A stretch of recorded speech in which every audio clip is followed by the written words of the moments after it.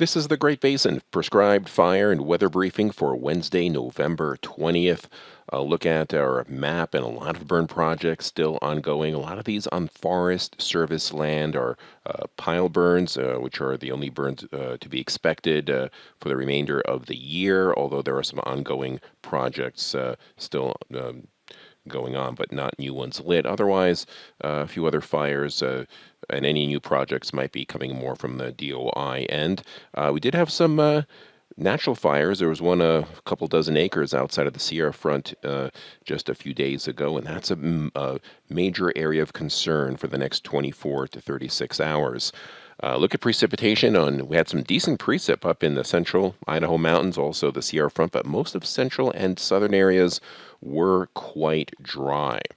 Look at the 100-hour fuels, and in the southern third of the geographic area, this darker gold indicates a 6 to 10% 100-hour fuel moisture. That is kind of normal for mid to late September, so indicative of how dry it has been. Also, quite a bit of snowfall in the north the last 72 hours. These orange shades here, anywhere from 6 to 12, and pockets of up to 18 or even 24 inches of snow. We see the red up in the central Idaho mountains. Also, some of that snow over the Cascades on the west. Very little further south, but a couple of inches, maybe 3 to 6 inches in the Uintas and northern Wasatch. Now, snow cover expanding, definitely a deepening snowpack here of a couple of feet, maybe anywhere from 1 to 3 feet of snow on the ground in many of the middle and higher elevations of Idaho. A little bit less as you head further south and less across the Sierra as well, although they will be adding to that shortly. Now, look at some of our fuels. Definitely a concern for the Sierra Front. Strong winds ahead of the next storm system. You can see up in the northern Sierra that projections are to get towards record level ERCs, albeit for this time of year, before things drop down. Same thing for the southern Sierra Front. Satellite imagery this morning shows a storm system coming in, but notice the dry air downsloping off the Sierra, keeping things dry on the Reno side of the Sierra Front. Otherwise, clouds thickening up elsewhere to the north. If we go to our National Weather Service red flag warning area, you can see that there is a red flag warning in this pink-purple area for a large portion of western Nevada, not just the Sierra Front, but some areas a bit further to the east. Looking at some observations across the Sierra Front, we see some wind gusts in the peak gusts in the 60 and 70 mile an hour range, 77 here at Mill Canyon, lots of 30s and 40s. Same thing down in the northern Sierra Front, 30, 46 miles an hour. And look at those humidities in the teens in a lot of these areas, even 6% humidity down here in Walker.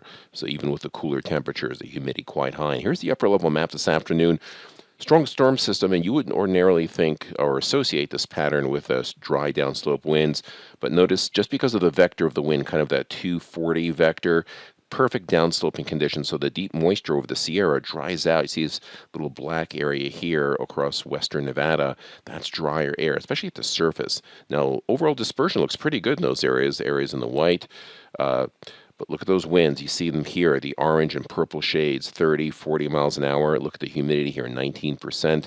And we could take a zoomed-in look here. The CanSec model has a higher resolution outlook, and you can see some of these areas in the brown here and in here, which are wind gusts 50 to 60 miles an hour, which are already being backed up by those observations.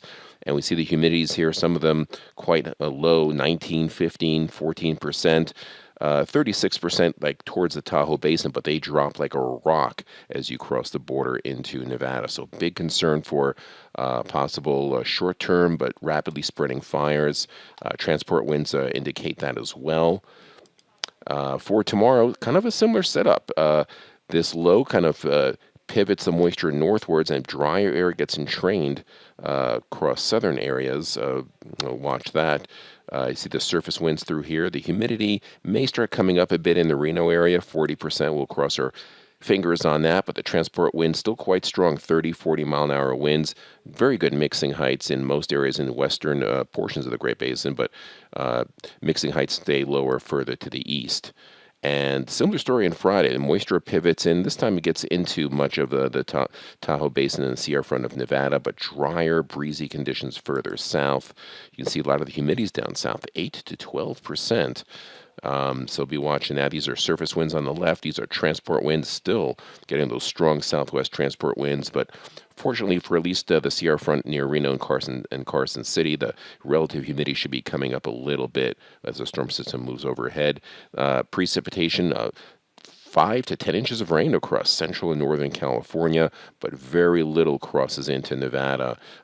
Good precip amounts in the central Idaho mountains. They'll be adding some snows again, maybe 1 to 2 feet of snow in some of the higher elevations, but not much precip makes it further east at this time. But on Saturday, this trough will broaden out, and we see that green area moisture finally make it into the eastern Great Basin with valley rains and mountain snows expected for portions of Utah and western Wyoming as well. And that pattern continues on Sunday. Another deep plume of moisture to the south may finally add some higher humidity and some showers to parts of southern Nevada and the Arizona Strip that definitely could use it. And similar story on Monday. And even Tuesday, the storm system continues to bring in an atmospheric river of deep moisture across southern and central areas of the Great Basin, and with the upper low itself keeping moisture and cooler temperatures across the northern areas. Precipitation, this is Saturday night through Monday night. And you can see getting into the mountains of Utah at this time and parts of the Rubies as well. And light to locally moderate precip in central areas. This is going to be Monday night through Wednesday night. And this is the 7-day total. Some just about all areas get some wetting rains, in some areas in the north quite a bit more than that, along with some snow. The 8 to 14-day outlook. Cooler than normal temperatures. This is November 27th to December 3rd. Near normal precipitation, maybe a little bit above normal in eastern areas of Idaho, Wyoming, and Utah. And even near normal means you get at least one moderate storm system during that 1-week period. This concludes our briefing. Next one will be coming up on Friday. Have a great day.